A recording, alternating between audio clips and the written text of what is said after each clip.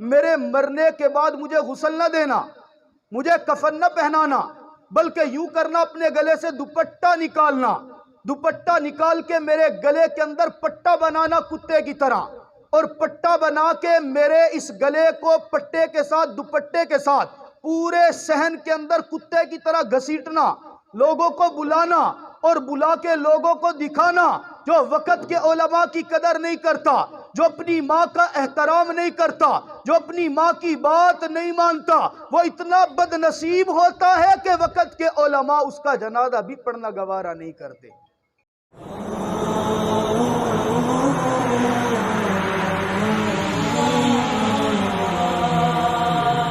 آج جس محفل اور جس پروگرام کے اندر آپ کی اور میری شرکت ہو رہی ہے، یہ پروگرام، یہ محفل در حقیقت ایک غم، ایک سوگ اور ایک صبر کی محفل ہے۔ آپ کے علم میں ہے، ہمارے انتہائی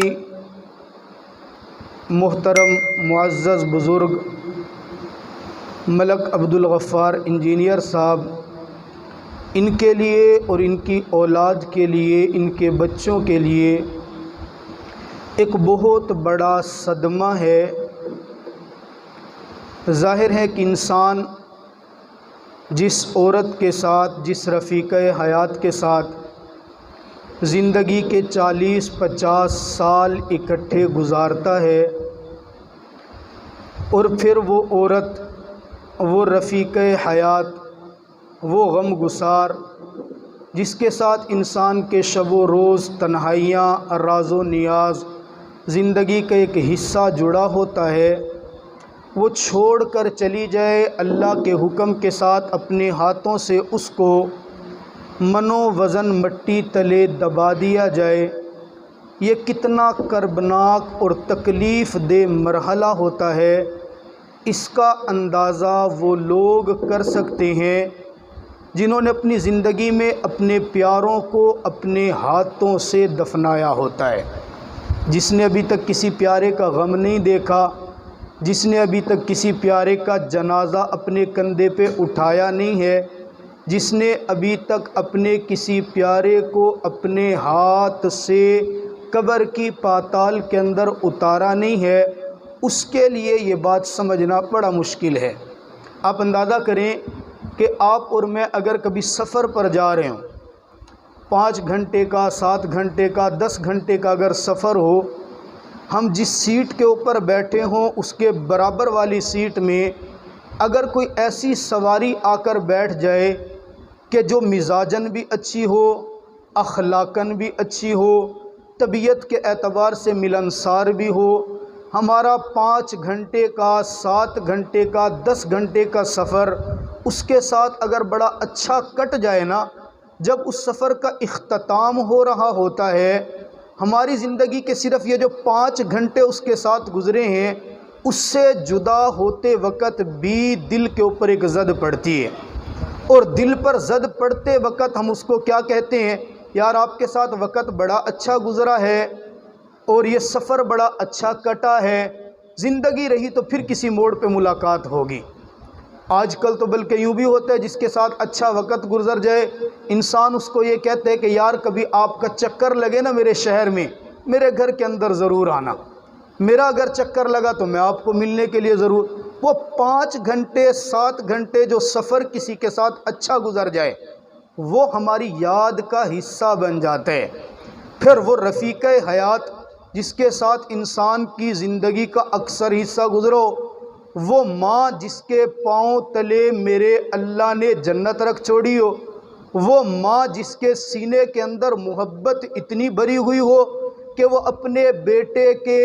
تلخیاں، اپنی اولاد کا غم و غصہ، اپنی اولاد کی شرارتیں، اپنی اولاد کی بدزبانیاں، اپنی اولاد کی ہر طرح کی برائیاں بھلا کر بھی اس کو اپنا لال سمجھتی ہے۔ اس کو جدا کرنا خود سے، اس کے اوپر صبر کرنا، یہ کتنا بڑا مرحلہ ہوگا۔ یہاں پر بھی وہی بات ہے، اللہ رب العزت نے آقا مدنی کریم صلی اللہ علیہ وسلم کی زبان مبارکہ سے ہمیں یہ تعلیم دلوائی ہے جب غم کی کیفیت ہونا، پریشانی کا معاملہ ہو، کوئی تکلیف پہنچے، آپ نے ایک جملہ پڑھنا ہے، اس جملے کے اوپر میرا اللہ آپ کو ثواب عطا کرے گا۔ جملہ کیا ہے؟ آپ علیہ السلام اما عائشہ صدیقہ رضی اللہ تعالی عنہا کے ساتھ اپنے حجرے مبارک کے اندر تشریف فرمائے۔ ذرا توجہ میری طرف رکھیے۔ اپنے حجرے کے اندر تشریف فرما ہے، چراغ جل رہا ہے روشنی کے لیے، بجلی تو تھی نہیں، ایسا کوئی عالم تو تھا نہیں کہ واپڈا والوں کی طرف سے کوئی ایسا سلسلہ ہو کہ بجلی غائب ہو جائے، پریشانی، چراغ جلا ہوا ہے۔ اچانک تیز ہوا چلتی ہے، اس تیز ہوا کے چلنے سے اس چراغ کی بتی بجھ جاتی ہے۔ آپ علیہ السلام چراغ کی بتی کے بجھنے پر بلند آواز سے بولتے ہیں، انا للہ و انا الیہ راجعون۔ اما عائشہ صدیقہ رضی اللہ تعالیٰ فرماتی ہیں، یا رسول اللہ، یہ آپ نے کون سی دعا پڑھی ہے؟ یہ دعا تو اس وقت پڑھی جاتی ہے جب کوئی غم پہنچتا ہے، یہ دعا تو اس وقت پڑھی جاتی ہے جب اپنا کوئی پیارا فوت ہو جاتا ہے، یہ دعا تو اس وقت پڑھی جاتی ہے جو اپنا جگر کا ٹکڑا اپنے سے جدا ہو رہا ہوتا ہے۔ آقا فرماتا ہے، عائشہ، مومن کے لیے اس کا چراغ کا بجھ جانا بھی مستقل ایک پریشانی ہے۔ اس پریشانی پر اگر مومن صبر کرے گا، میرا اللہ اس صبر پر بھی مومن کو اجر عطا کرتے ہیں۔ اب آپ اندازہ کریں، جو رب ایک چراغ بجھنے پر انا للہ و انا الیہ راجعون پڑھنے پر اجر عطا کر رہے، اس کی زندگی میں اگر انسان کی زندگی میں اس کی والد یا والدہ کی زندگی کا چراغ بجھے اور وہ اس چراغ کے بجھنے پر صبر کرے، میرا رب اس پر اجر کیا عطا کرے گا۔ جس کی زندگی میں اس کی والدہ یا والد کی زندگی کا چراغ بجھے، رفیق حیات کا چراغ بجھے اور اس صدمے پر کوئی صبر کرے، تو اس صبر پر میرا رب اجر کیا عطا کرے گا۔ آپ اور میں سوچ نہیں سکتے۔ حدیث مبارکہ میں ہے نا کہ وفات جس وقت ہوئی آپ کے کسی عزیز کی، تو آپ دعا مانگیں، اللہم لا تحرمنا اجرہ ولا تفتنا بعدہ۔ اللہ، یہ تو چلے گئے جانے والے، ان کے جانے کے بعد ہمیں ان کی جدائیگی پر صبر کرنے پر جو اجر ملنا ہے، اس اجر سے ہمیں محروم نہ کرنا، اس اجر سے۔ اور یہ برداشت کرنا، یہ صبر کرنا بڑا مشکل مرحلہ ہے، ہر ایک کے بس کی بات نہیں ہے۔ پیاروں کے جدا ہونے پر صبر کرنا، میں نے عرض کیا نا، اس کی تکلیف کا اندازہ اسے ہو سکتا ہے جس نے اپنی بیوی کو اپنے ہاتھ سے قبر میں اتارا ہو، جس نے اپنی ماں کو اپنے ہاتھ سے قبر میں اتارا ہو۔ آپ اندازہ تو کیجئے نا، اس دنیا کے اندر جو بھی آیا جانا تو اس نے ہے ہی، ایک نہ ایک دن جانا ہے۔ دو چیزیں ایسی ہیں دنیا کے اندر، توجہ کرنا، ہر چیز کے اوپر اختلاف کرنے والوں نے اختلاف کیا۔ دو چیزیں ایسی ہیں کہ کبھی کسی نے اس پر اختلاف نہیں کیا، ہندو ہے، عیسائی ہے، یہودی ہے، مسلمان ہے، دیوبندی ہے، بریلوی ہے، غرض یہ کہ کوئی بھی ہے، کسی نے بھی اس کے اوپر اختلاف نہیں کیا۔ نمبر ایک، موت کے آنے پر کسی کا کوئی اختلاف نہیں ہے، سب کہتے ہیں جو بھی زیرو آیا ہے اس نے جانا ہے۔ اور دوسرا اتفاق، جانا ہے لیکن جانے کا وقت کیا ہے یہ بھی کسی کو نہیں پتا۔ سائنس نے ترقی کر لی ہے، ایک کلک کے ذریعے سے درخت پر لگے پتوں کی گنتی کی جا سکتی ہے، ریت کے پڑے ذرات کی تصویر کھینچو، آپ ان ذرات کی گنتی گن سکتے ہو کہ کتنے ذرات ہیں۔ اتنی زیادہ ترقی کر لی، لیکن آج تک سائنس یہ نہیں بتا سکی کہ کس بندے نے کس وقت مرنا ہے، اور نہ ہی یہ قیامت کی صبح تک کوئی بتا سکے گا۔ مرنا ہر ایک نے ہے، کب کس نے مرنا ہے، موت کیسے آنی ہے، یہ کسی کو نہیں پتا۔ ایسی اٹل حقیقت، اس کے اوپر صبر کا عالم۔ آپ علیہ السلام بھی اس دنیا کے اندر آئے، روح کائنات ہے نا، کائنات بنی پیغمبر صلی اللہ علیہ وسلم کے لیے۔ آپ علیہ السلام دنیا سے گئے ہیں، آپ کی جدائیگی کا صدمے کا عالم دیکھیے۔ آقا کے صحابہ فرماتے ہیں، آپ علیہ السلام کے بارے میں جب پتا چلا نا میرے پیغمبر دنیا سے چلے گئے، میرے آقا دنیا سے چلے گئے، قد اظلم المدینہ، یوں محسوس ہو رہا تھا کہ مدینہ کے اندر سے نور ختم ہو گیا، اندھیرا چھا گیا ہے، ہمیں نظر نہیں آ رہا تھا۔ ایک صحابی فرماتے ہیں، میں جنگل کے اندر بکریاں چرا رہا تھا، مجھے جیسے پتا چلا میرے آقا دنیا سے چلے گئے ہیں، میں نے بکریوں کو چھوڑا، آسمان کی طرف یوں رخ کیا، اپنی انگلیاں لی اور اپنی انگلیاں یوں آنکھوں کے اوپر رکھی، آنکھوں کے اوپر غم کی کیفیت میں کہا اللہ میں سارا دن جنگل میں بکریاں چرا کر جب شام کو مدینہ میں پہنچتا تھا میں ان آنکھوں کے ذریعے پیغمبر کے چہرے کی زیارت کرتا تھا اللہ میں پیغمبر کے چہرے کو دیکھا کرتا تھا اللہ میں پیغمبر کی زلفوں کو دیکھا کرتا تھا اللہ میں پیغمبر کے رخساروں کو دیکھا کرتا تھا اللہ آج پیغمبر دنیا کے اندر نہیں رہے میں دعا کرتا ہوں جب میرا محبوب دنیا میں نہیں رہا تو میری آنکھوں کی بینائی مجھ سے واپس لے لے میں کسی اور کا چہرہ دیکھ نہیں سکتا علماء نے لکھا کہ اس صحابی نے جیسے اپنے ہاتھ اپنی آنکھوں سے نیچے کیے نا میرے اللہ نے آنکھوں کی بینائی واپس لے لی تھی حضرت عمر رضی اللہ تعالیٰ عنہ کے بارے میں نہیں آتا آپ علیہ السلام کو پتہ آپ علیہ السلام کی وفات کا جب پتہ چلا نا میرے آقا انتقال کر گئے حضرت عمر رضی اللہ تعالیٰ تلوار لے کر کھڑے ہو گئے اور کہا لوگوں یاد رکھو جس نے یہ کہا نا کہ میرا محمد دنیا سے چلا گیا عمر کی تلوار اس کا سر اس کے تن سے جدا کر دے گی یہ کیا معاملہ تھا برداشت غم کیفیت اپنا پیارا جب جدا ہوتا ہے نا اس کی جدائیگی کی ایک تکلیف ہوتی ہے اور وہ جدا ہونے والی اگر ماں ہو وہ ماں علماء نے لکھا اللہ رب العزت کے بے شمار صفاتی نام ہے ذرا توجہ کرنا میں آپ کو ایک نکتہ بتا رہا ہوں ایک صفت ایسی جو ہم ہر روز پڑھتے ہیں ہر کام شروع کرنے سے پہلے بسم اللہ الرحمن الرحیم اللہ کی صفت رحمان بھی ہے اللہ کی صفت رحیم بھی ہے علماء نے فرمایا ماں باپ وہ عظیم ہستیاں ہیں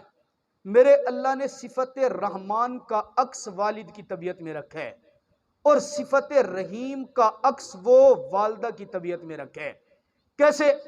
رحمان کی صفت کا عکس والد کے اندر والد بھی اپنی اولاد سے پیار کرتے ہیں محبت کرتے ہیں اولاد کے لیے سب کچھ برداشت کرتے ہیں لیکن سب کچھ برداشت کرنے کے ساتھ ساتھ والد کی طبیعت اور محبت پر عقل غالب ہوتی ہے وہ دیکھتا ہے کہ بیٹا اگر غلط کام کر رہے باپ سختی بھی کرتا ہے اگر کوئی بیٹا نافرمان حد سے زیادہ ہو جائے باپ بسا اوقات اپنی اولاد اور بیٹے کو گھر سے بھی نکال دیتا ہے لیکن ماں ایک ایسی عظیم ہستی ہوتی ہے جو اپنے بچوں کے ساتھ پیار کرتی ہے اچھائیاں بھی قبول کرتی ہے برائیاں بھی قبول کرتی ہے کبھی اپنی اولاد کو اپنے سینے سے دور نہیں کرتی بلکہ مسکرا کے کہتی ہے سارا زمانہ میرے بچے کو برا کہے لیکن میں ان برائیوں کے ساتھ بھی اس کو اپنا لال تسلیم کر کے سینے سے لگاؤں گی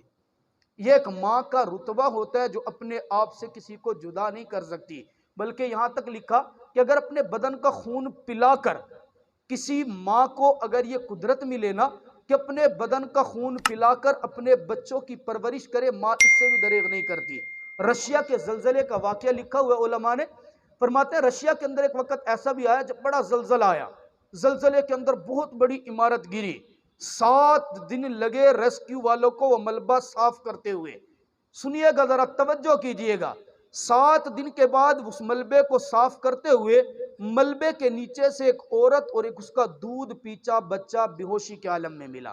مرا نہیں زندہ تھے بے ہوش ریسکیو والوں نے اٹھایا ان کو ہسپتال کے اندر داخل کرایا عورت کے پورے بدن کو ڈاکٹروں نے چیک کیا پورے بدن کے اوپر کوئی خراش نہیں ہے ہاں یہ تھا کہ اس کے ہاتھوں کی انگلیاں ساری زخمی تھی ساری ہاتھوں کی انگلیاں زخمی معجزانہ طور پر بچ گئی نہ ہڈی ٹوٹی نہ خراش آئی نہ کوئی معاملہ ہوا ہاں یہ ہے کہ انگلیاں زخمی ہیں عورت کا علاج کیا گیا ٹھیک کیا گیا بچہ بھی بچ گیا عورت بھی بچ گئی عورت کو ہوش آیا تو لوگوں نے سوال کیا آپ کو اللہ رب العزت نے ایک نئی زندگی دی ہے 7 دن کے بعد آپ ملبے سے نکلی ہیں آپ کے بدن کے اوپر کوئی خراش نہیں آئی ہے میرے رب کی طرف سے کوئی معجزہ ہوا ہے ہاں آپ کی انگلیاں زخمی ہے اس کے زخمی ہونے کا ماجرا کیا ہے توجہ کیجئے گا ذرا زخمی ہونے کا ماجرا وہ ماں کیا ذکر کرتی ہے کہتی ہے لوگوں جب زلزلہ آیا تو میرے اوپر یہ ملبہ گرا اتفاق سے اس ملبے کے اندر ایک سلیٹ سیمنٹ کی بنی ہوئی میرے اوپر آ کر رکھی سارا ملبہ اس سلیٹ کے اوپر گرا میں محفوظ رہ گئی میرا بچہ بھی محفوظ رہ گیا میں ماں ہوں یہ میرا بچہ ہے بچے کو جس وقت بھوک نے ستایا میں نے اس بچے کو اٹھایا اپنے سینے اور چھاتیوں سے لگایا چھاتیوں سے لگا کر اس کو دودھ پلانا شروع کیا ایک دن تو میں اپنے سینے سے اس کو دودھ پلاتی رہی دوسرا دن بھی میں نے اس کو دودھ پلا دیا تیسرے دن میرے پیٹ کے اندر خوراک تو کچھ گئی نہیں تھی تو میں اس بچے کو دودھ کہاں سے پلاتی میری چھاتی میں دودھ بنا نہیں تھا بچہ جس وقت بھوک سے بلبلایا ہے بچے نے جس وقت رونا شروع کیا ہے، لوگوں میری ماں کی ممتا میرے سینے کے اندر جوش مار رہی تھی، مجھ سے برداشت نہیں ہوا، میں نے سوچ کر دیکھا کروں کیا، اور کچھ ذہن کے اندر نہیں آیا۔ تم نے جو میرے ہاتھ کی انگلیاں دیکھی نا، میں نے اپنے دانتوں کے ذریعے اپنی انگلی کو کاٹا، انگلی کو کاٹنے کے بعد میری انگلی سے خون نکلا، میں نے وہ خون والی انگلی اپنے بچے کے منہ کے اندر کر دی، صرف یہ سوچتے ہوئے کہ چلو میرے سینے کے اندر دودھ تو نہیں ہے، اس وقت میں بچے کچھ اور تو کھلا نہیں سکتی، میرے بدن کے اندر جو خون ہے، میرے بچے کے پیٹ میں میری رگوں کا خون چلا جائے، میرا خون ختم ہو، لیکن میرا بچہ تو بچ جائے نا۔ میں 5 دن برابر اپنی انگلیوں کو کاٹ کر اپنے بچے کو خون پلاتی رہی۔ آپ اندازہ کریں وہ ماں جو اپنے بدن کا خون نکال کر بچے کو پلائے اور پلانے کے بعد اس کو زندہ رکھنے کی کوشش کرے، اس ماں کا سایہ جب سر سے اٹھتا ہے تو عالم ہوگا کیا؟ میں نے عرض کیا یہ وہی پہچان سکتا ہے جس کے سر سے یہ سایہ اٹھا ہے، جس کے ماں باپ ایک ایسا عظیم رشتہ ہے، بے لوث دعائیں دینے والا، بے لوث دعائیں دینے والا۔ حضرت موسیٰ علیہ السلام کے بارے میں آتے ہیں نا، کوہ طور کے اوپر جس وقت جاتے تھے، اللہ رب العزت سے ہم کلام ہونے اپنے انداز میں گفتگو کرتے، جلالی طبیعت کے مالک تھے، والدہ کا انتقال ہو گیا، انتقال ہونے کے بعد کوہ طور کے اوپر گئے، اب بات کرنے لگے تو اللہ تعالیٰ سے بھی ہم کلام ہونا تھا، غیب سے آواز آئی، سمجھئے گا ذرا بڑی حکمت کی بات ہے، غیب سے آواز آئی موسیٰ ذرا سنبھل کے بات کرنا، آج تو وہ نہیں ہے جو پہلے ہوتا تھا۔ موسیٰ علیہ السلام پوچھنے لگے یا اللہ میں تو وہی ہوں، طور پہاڑ بھی وہی ہے، میں بھی وہی ہوں، جگہ بھی وہی ہے، آپ بھی وہی ہیں، کلام بھی ویسے کرنے آیا ہوں، بلایا بھی آپ نے ہے،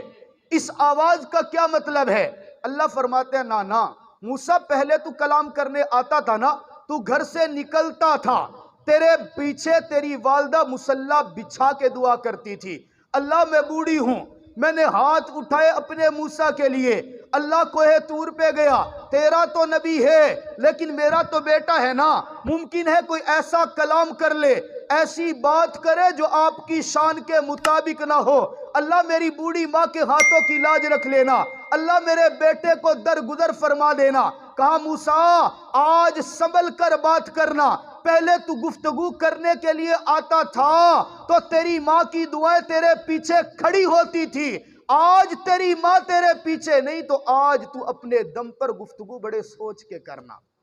اب آپ اندازہ کریں کہ اس ماں کی قدر اور اس ماں کا انداز اور عالم ہوگا کیا؟ فرمایا نا بے لوث ماں تڑپتی ہے۔ حضرت حسن بصری رحمۃ اللہ علیہ بہت بڑے عالم گزرے ہیں، اللہ والے گزرے ہیں، سارا دن درس قرآن درس حدیث لوگوں کی واعظ و نصیحت کے اندر مصروف رہتے۔ ایک عورت بڑی نیک تھی، اللہ والی تھی، اس کا بیٹا بڑا شریر تھا، کہا نا جب بچے گھر سے باہر نکلتے، خاص طور پر وہ بچے جو اپنے شہر سے باہر دور کام کرنے کے لیے جائیں، ایک اکیلی ماں ہوتی ہے، اپنی بیوی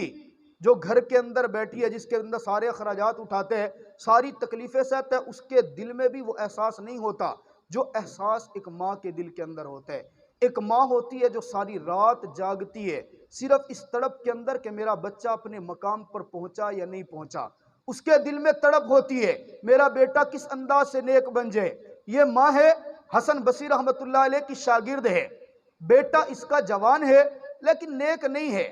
درس نہیں سنتا، نماز نہیں پڑھتا، تلاوت نہیں کرتا، قرآن پاک کے قریب نہیں جاتا، علماء کی محفل میں قریب نہیں آتا، بلکہ علماء کو برا بھلا کہنے والا ہے۔ کئی مرتبہ پکڑ کے لائی، حسن بصری کے سامنے درخواست کی، اے امام حسن بصری آپ وقت کے ولی ہیں، آپ عالم دین ہیں، آپ قرآن پڑھنے پڑھانے والے ہیں، آپ حدیث رسول اللہ کا درس دینے والے ہیں، میرے بیٹے کو نصیحت کیجئے نا، یہ بھی نیک بنے، قرآن پڑھے، اللہ کے سامنے جھکنے والا بن جائے۔ کثیر تعداد کے اندر نصیحتیں کرنے کے بعد بھی بیٹے کے اوپر اثر کوئی نہیں ہوا۔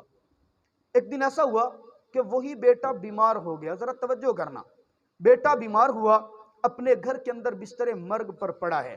آخری وقت کے اندر بھی اگر اصلاح کی فکر ہے تو صرف ماں کو۔ ماں کہتی ہے بیٹا ساری زندگی امام صاحب نے تجھے سمجھایا ہے، تو نے بات نہیں مانی، آج تو توبہ کر لے، مرنے سے پہلے رب تعالیٰ کو راضی کر لے، آج اگر تو نے راضی کر لیا تو میرا رب تجھ سے راضی ہو جائے گا۔ بیٹا کہتا ہے ٹھیک ہے جی، آپ امام صاحب کو بلا لیں، میں توبہ کرتا ہوں، ان کے ہاتھ کے اوپر توبہ کروں گا اور توبہ کر کے میں اپنی جان اللہ کے سپرد کروں گا۔ توجہ کرنا بڑی حکمت کی بات۔ اور ساتھ کہنے لگے درخواست کروں گا وقت کے امام ہے، امام حسن بصری میرا جنازہ بھی پڑھائیں۔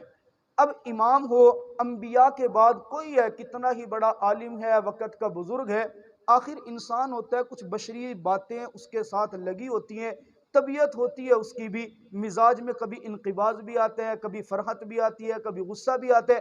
ماں آئی بھاگتی ہوئی آ کے کہنے لگی امام صاحب آپ میرے استاد ہیں، میرا بیٹا بیمار ہے، آپ سے درخواست کرتی ہوں آپ میرے گھر چلیں، میرے بیٹے کو نصیحت کریں، وہ توبہ کرنا چاہتے ہیں۔ امام صاحب اس وقت دوپہر کا وقت ہے، صبح سے لے کے دوپہر تک پڑھا کے تھک چکے ہیں، غصے کے اندر آ کے کہنے لگے میں نہیں جاتا ہوں، تیرے بیٹے کو میں نے اتنی بار سمجھایا، اتنی نصیحتیں کی، آج تک اس نے میری کوئی بات مانی نہیں ہے، اللہ کے قرآن کے وہ قریب آیا ہی نہیں ہے، اب بھی وہ جھوٹ بول رہا ہے، وہ توبہ نہیں کرنے والا ہے، میں تیرے ساتھ نہیں جاتا ہوں۔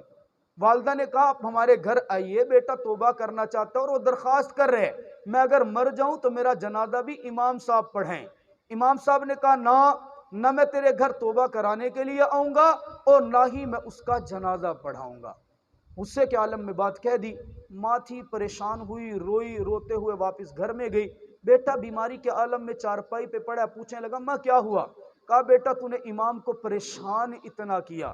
تو نے اس کی نصیحتوں پر عمل نہیں کیا بلکہ تو نے اس کی نصیحتوں کو ضائع کیا، آج وقت کا عالم اور امام اتنا تجھ سے ناراض ہو گئے وہ میرے گھر کے اندر تیری توبہ کے لیے بھی نہیں آنا چاہتا۔ بلکہ یہاں تک بات نہیں، بلکہ انہوں نے تو یہ بھی کہہ دیا اگر تو فوت ہو گیا تو میں جنازہ بھی نہیں پڑھاؤں گا۔ اب یہاں پہ ایک نکتے کی بات سمجھیے، امام صاحب نے بات تو کہہ دی،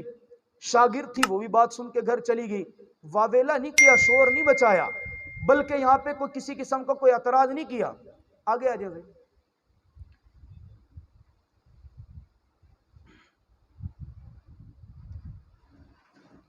کسی قسم کا کوئی شور نہیں کیا، بد نظمی نہیں پھیلائی۔ ہمارے ہاں ہوتا نا، اگر کوئی عالم بیچارہ دن بھر کا تھکا ہوا اپنے معمولات کی وجہ سے کوئی بات کہہ دیتا، شہر میں پوسٹر لگے ہوتے مولانا صاحب کو تکبر بہت ہے، مولانا صاحب کے پاس تو ہم گئے تھے، ہمارا بچہ مرنے لگ رہا ہے، انہوں نے تو آنے سے انکار کر دیے، وہ تو یوں کر رہے تھے، وہ یوں کر رہے۔ اپنی مصروفیات ہمیں یاد ہوتی ہیں، اپنی باتیں، آگے والے بندے کے ساتھ کیا گزر رہا ہے وہ نہیں۔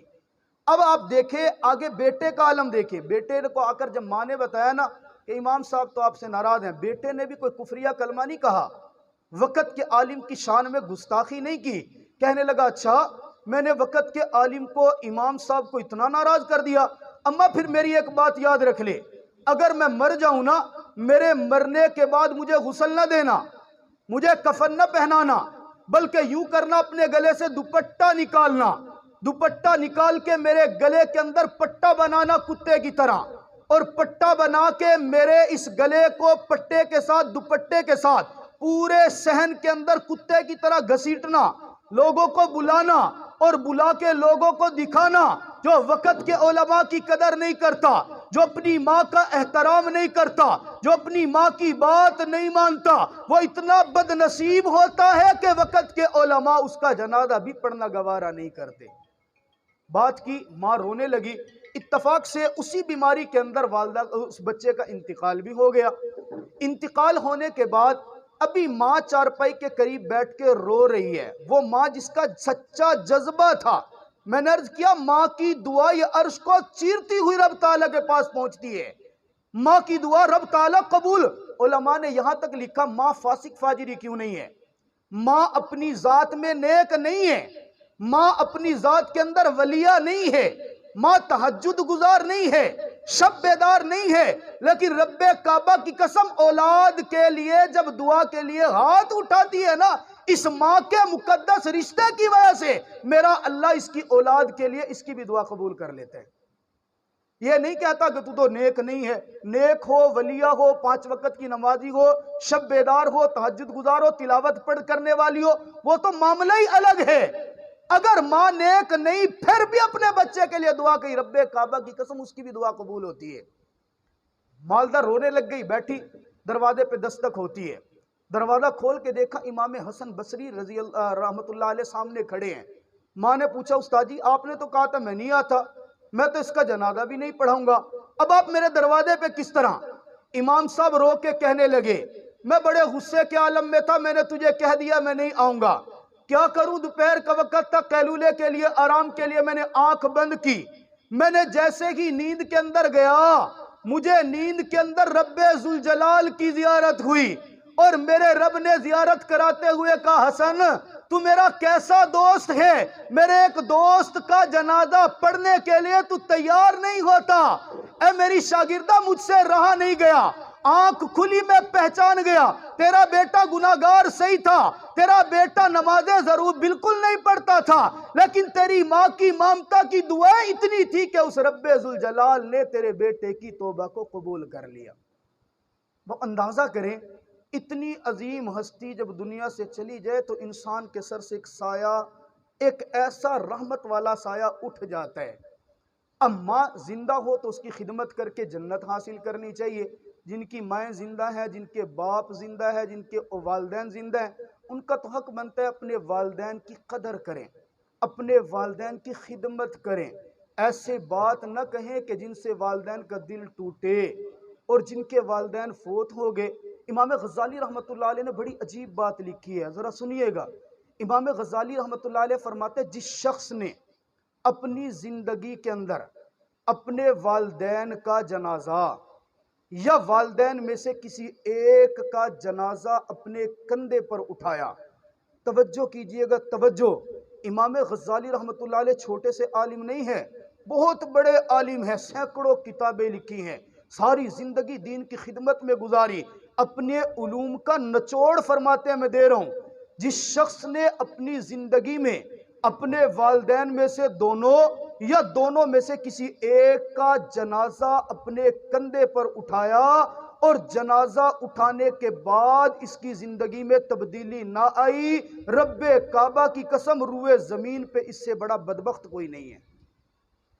زندگی میں کہا جس نے اپنی زندگی کے اندر اپنی ماں کو اپنے ہاتھ سے قبر کی پاتال میں اتار دیا، جس نے اپنے ہاتھ سے اپنے باپ کو قبر کے اندر اتار دیا، جو اپنے آپ پہلے خود قبر میں اترا پھر ماں کو قبر میں رکھا، جو اپنے آپ پہلے خود قبر کے اندر اترا پھر باپ کو قبر کے اندر رکھا، پھر سلیب رکھی، پھر مٹی ڈالی، سارا کچھ کر لیا، آنکھ سے آنسو بھی بہا لیا، ہر چیز کرنے کے بعد بھی اگر اس کی زندگی میں تبدیلی نہیں آئی، اگر اس نے اپنا چہرہ سنت کے مطابق نہیں بنایا، اگر اس نے 5 وقت کی نماز شروع نہیں کی، اگر اس نے روزانہ قرآن پاک کی تلاوت شروع نہیں کی، اگر اس نے اپنے ماں باپ کے اکاؤنٹ کے اندر کوئی کسی قسم کا ایصال ثواب پہنچانا شروع نہیں کیا، روئے زمین پر اس شخص سے بڑا بدبخت کوئی نہیں ہے۔ باپ اندازہ کر لیں، قرآن پاک کی آیت مبارکہ ہے نا وَوَصَّيْنَا الْإِنسَانَ بِوَالِدَيْهِ إِحْسَانًا، ہم نے اولاد کو وصیت کی ہے والدین کے ساتھ حسن سلوک کریں۔ علماء نے لکھا جب والدین زندہ ہو تب تو حسن سلوک سمجھ میں آتا ہے۔ آپ والدین کے لیے کیا کریں جی؟ پاؤں دبائیں، آپ ان کے سر پہ تیل لگائیں، ان کو جو چیز ضرورت ہے وہ لے کے آئیں، ان کے سامنے اونچی آواز سے نہ بولیں، ان کا ادب کریں، احترام کریں۔ لیکن اگر والدین دنیا سے چلے گئے تب کیا کریں گے؟ تب ان کی دعائیں ہمارے لیے رحمت کیسے بنیں گی؟ تب ان کی دعاؤں سے ہمیں فائدہ کیسے پہنچے گا؟ علماء نے لکھا آپ کے والد کے قریبی ترین جو دوست ہیں، آپ کی والدہ کی قریبی ترین جو سہیلیاں ہیں، آپ کی سگی خالہ جو ہے، آپ کے والد کے سگے بھائی جو ہیں، آپ ان کے ساتھ وہی ادب و احترام والا معاملہ کریں جو اپنے باپ اور اپنی ماں کے ساتھ کیا کرتے تھے۔ یقین جانے یہ معاملہ کرنا آپ کا کام ہے، آپ کو والدین والا احترام پر ثواب دینا رب ذوالجلال کا کام ہے۔ تو یہ وقت جو آج جس محفل کے اندر ہم موجود ہیں، آج سے چند دن پہلے جو وقت جو پریشانی ملک عبدالغفار انجینئر صاحب کے اوپر آئی یا ان کے بچوں کے اوپر آئی، اپنے ہاتھ سے اپنی ماں کا جنازہ اٹھا کے قبر میں ڈالا، ایسا نہیں ہے کہ یہ پریشانی انہی کا مقدر تھی، ایسا نہیں ہے کہ بیوی انہی کی جانی ہے باقی کسی کی جائے گی نہیں، ایسا نہیں ہے کہ ماں انہی کے بچوں کی فوت ہوئی ہے باقی کسی اور کی ماں فوت نہیں ہوگی۔ میرے دوستو یہ وقت ہر ایک نے دیکھنا ہے، کچھ دیکھ چکے ہیں کچھ نے دیکھنا ہے، یہ وقت ہر ایک کے اوپر آنا ہے۔ ہم لوگ یہ سمجھتے ہیں جنازہ گاہ کے اندر جا کے قبرستان میں جا کے کسی کو دفن کر کے ہم یہ سمجھتے ہیں جی بس اللہ کی مرضی، جی بندہ تھا چلا گیا، اس نے یہ چلا گیا ہاتھ جھاڑ کے واپس آ گئے، ہم یہ سمجھتے ہیں کہ شاید میں نے نہیں جانا۔ ہر ایک نے جانا ہے۔ اب ہمیں یقین بھی ہے کہ ہم نے بھی جانا ہے، لیکن اس کے بعد ہم اس کی جانے کی تیاری نہیں کرتے۔ آپ علیہ السلام نے فرمایا الکیس من دان نفسہ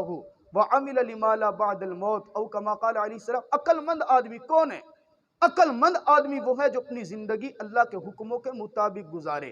اور اپنے سے مرنے کے بعد والی زندگی کی تیاری کرے۔ خلیفہ ہارون رشید کا بڑا مشہور واقعہ ہے نا، خلیفہ ہارون رشید وقت کا بادشاہ ہے، ان کے زمانے کے اندر ایک بہلول تھا، وقت کا ایک بڑا بزرگ مجذوب قسم کا آدمی تھا، لیکن حکمت کی باتیں بڑی کیا کرتا تھا۔ خلیفہ ہارون رشید کو بہلول کے ساتھ بڑی محبت تھی، بڑا تعلق تھا۔ اب بہلول کے ساتھ تعلق اور محبت کا عالم یہ تھا، خلیفہ نے یہ کہا ہوا تھا کہ میرے دربار میں کوئی بھی آئے تو اجازت لے کے آئے، لیکن دربانوں کو کہا ہوا تھا جب بہلول آئے نا، اجازت کی ضرورت نہیں ہے، اس کے لیے راستے کھول دینا، دروازے کھول دینا، ڈائریکٹ میرے پاس پہنچے، میں گفتگو کروں گا۔ خلیفہ اس کے ساتھ مذاق بھی کیا کرتا تھا، کبھی باتیں بھی مار دیتا تھا، جیسے ہم لوگ اگر بیٹھے ہو نا 5-6 آدمی اور ہمارے سامنے کوئی مولوی گزر جائے تو ہماری گفتگو کا محور اور کوئی ہو نہ ہو مولوی ضرور ہوتا ہے،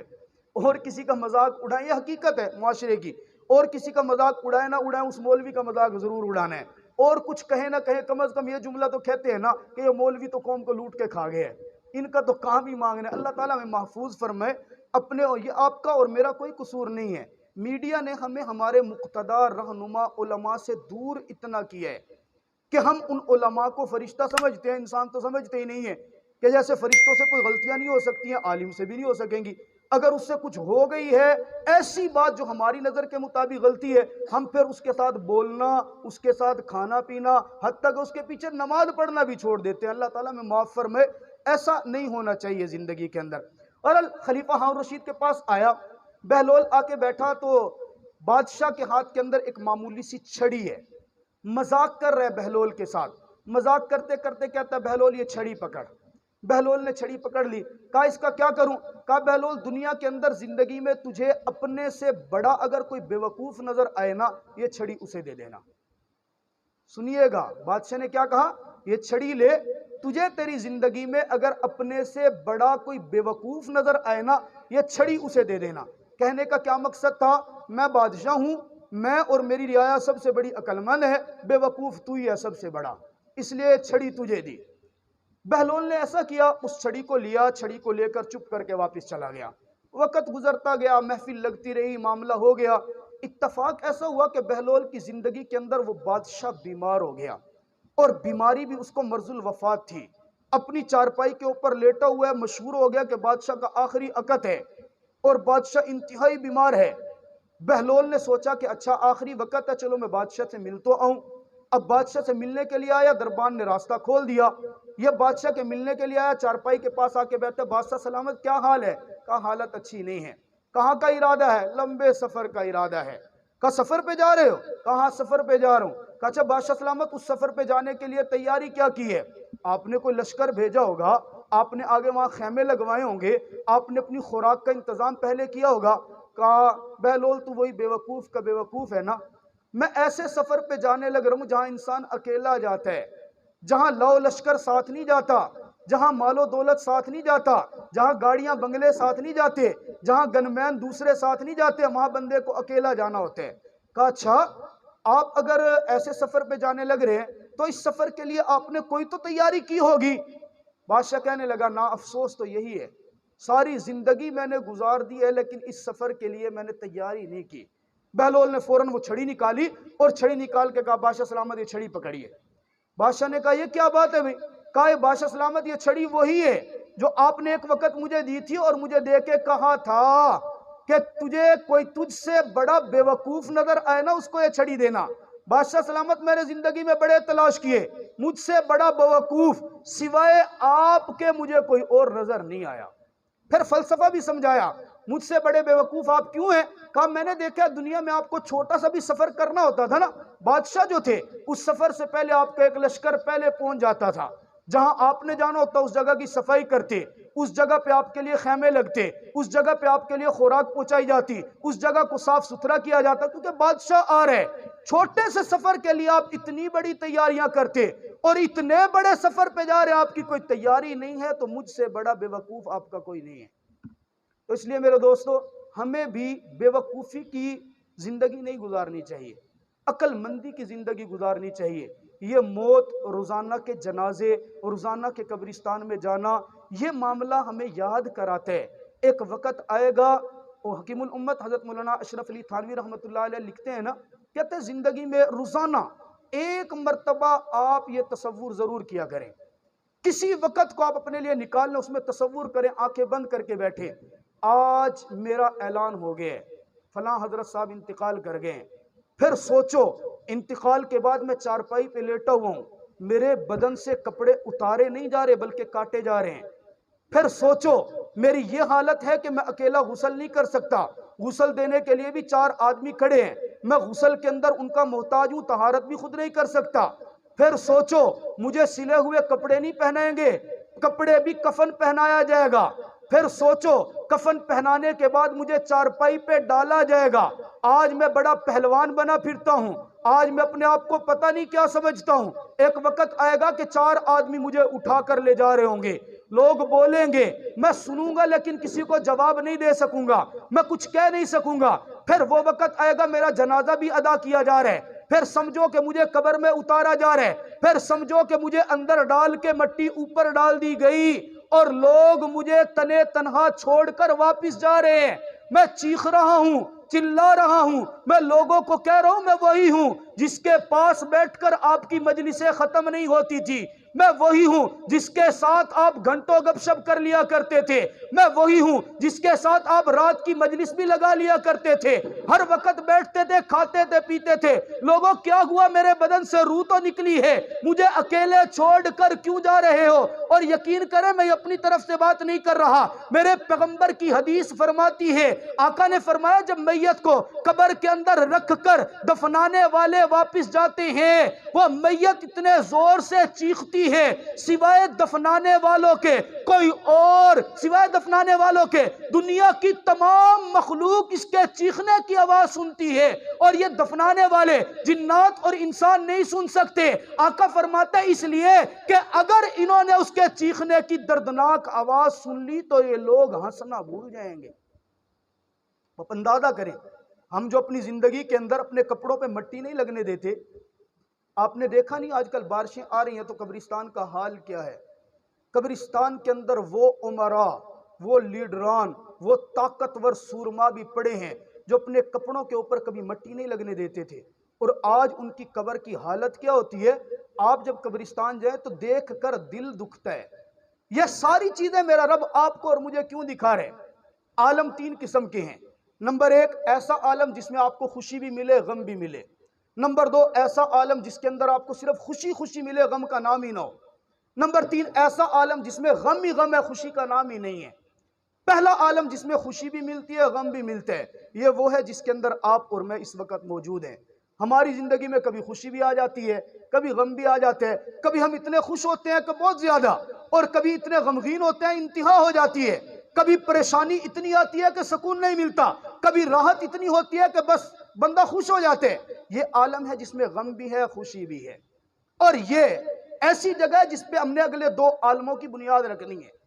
اس کے بعد ایک عالم ایسا آتا ہے جس میں خوشی خوشی ہے، جس نے اس عالم کے اوپر محنت کی، فرمایا کہ اس کو جنت ملے گی۔ جنت کے اندر لا يسمعون فيها لغوا ولا كذابا، نہ شور ہے، نہ شرابہ ہے، نہ طبیعت کے خلاف کوئی بات ہے، نہ مزاج کے کوئی خلاف بات ہے، پریشانی کا وجود ہی نہیں ہے۔ اس جنت والے عالم کے اندر خوشیاں ہی خوشیاں ہیں، لیکن یہ ملے گی اسے جس نے اس عالم پہ محنت کی ہوگی۔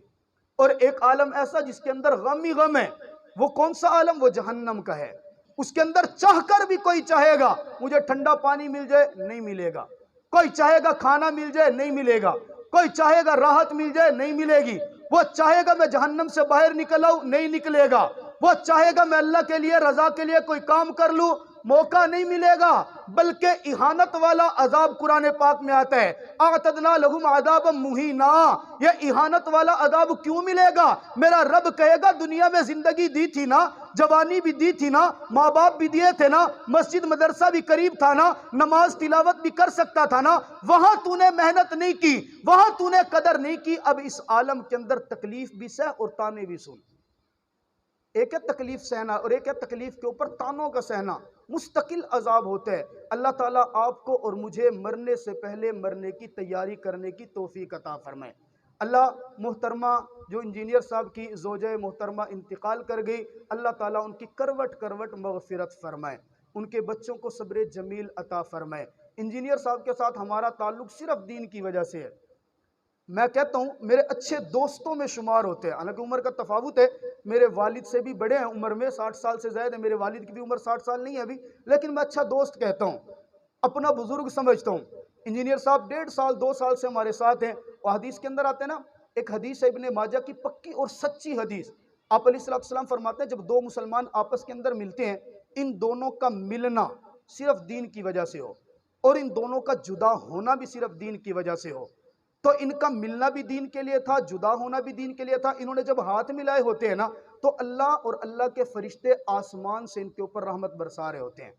اور جب یہ ہاتھ جدا کرتے ہیں نا، ان کے ہاتھ ہٹنے سے پہلے پہلے رب تعالیٰ ان کے نام اعمال سے سارے گناہوں کو معاف فرما دیتے ہیں۔ تو ہمارا اور انجینئر صاحب کا تعلق صرف اور صرف دین کی وجہ سے ہے۔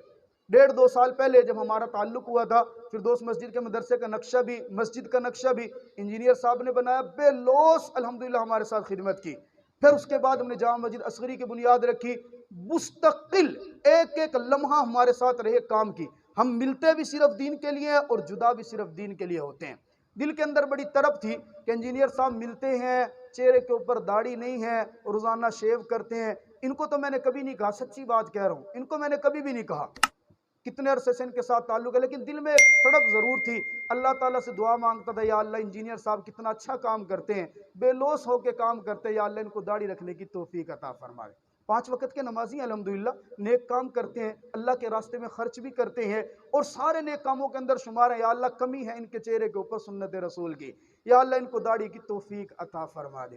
آپ یقین کریں، ہم بقرعید سے پہلے تقریباً 2 دن پہلے ہم ملے، اور اس کے بعد پھر ہماری ملاقات نہیں ہو سکی، میں ہی مصروف رہا، انجینئر صاحب ہی مصروف رہے۔ عید کے غالباً چوتھے دن جب ملے تو انجینئر صاحب کی چہرے کے اوپر داڑھی کے کچھ بال نظر آئے۔ ملاقات کرتے ہی میں نے سلام بعد میں کیا، میں نے پہلے پوچھا انجینئر صاحب یہ بتائیں یہ شیو بڑی ہوئی ہے یا آپ نے داڑھی رکھ لی ہے؟ مسکرا کے کہنے لگے الحمدللہ داڑھی رکھنے کا ارادہ کر لیا ہے۔ میں نے کہا یا اللہ تیرا شکر ہے، کہنا نہیں پڑا، آپ نے دعا قبول کر لی ہے اور آپ نے ان کو داڑھی رکھنے کی توفیق عطا فرما دی ہے۔ اب اللہ تعالیٰ سے دعا ہے اللہ تعالیٰ ان کو داڑھی سنت کے مطابق پوری رکھنے کی توفیق عطا فرمائے۔ وآخر دعوانا ان الحمدللہ رب العالمین۔